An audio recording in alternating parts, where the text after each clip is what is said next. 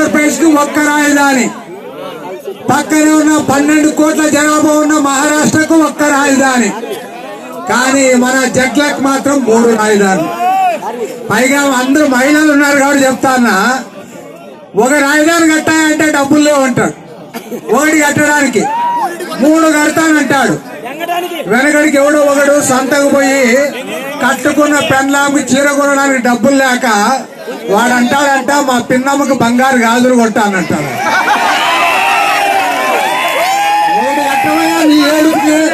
కానీ మేము అప్పుడు చంద్రబాబు నాయుడు గారు ముఖ్యమంత్రిగా ఉన్నప్పుడు మేమంతా విమర్శించాం, 34,000 ఎకరాలు వేయాలా, 50,000 ఎకరాలు వేయాలా అని. ఆయన మరి ఏమనుకున్నాడేమో గాని 54,000 ఎకరాలు పోతా పోతా ఈ దుర్మార్గం చేతిలో పెట్టినాడు. 54,000 ఎకరాలు 1,00,000 2 లక్షల కోట్ల రూపాయల విలువైన భూమి. బ్రహ్మాండంగా పరిపాలన చేయి, బ్రహ్మాండంగా రాజధాని కట్టు, రాష్ట్రం అంతా పరిపాలన చేయి. ఎవరడ్డం వచ్చారని అడుగుతా ఉన్నా. నేను చివరగా ఒక్క మాట చెప్తా ఉన్నా, రాష్ట్రాన్ని గబ్బు లేపుతా ఉన్నావు, ప్రాంతాల మధ్య చుచ్చు పెడతా ఉన్నావు, పరిశ్రమలన్నీ పారిపోయేటట్టు చేస్తా ఉన్నావు, ఆర్థికంగా దివాళా తీస్తా ఉన్నావు. కాబట్టే చెప్తా ఉన్నాం, ఖచ్చితంగా చెప్తా ఉన్నాం, ఇప్పటికైనా మారుకో, నీ పద్ధతులు మార్చుకో. ఒకటే చెప్తా ఉన్నా, మేమేదో నీవు దిగాలా, నీ కుర్చీ కావాలనే వాళ్ళం కాదు.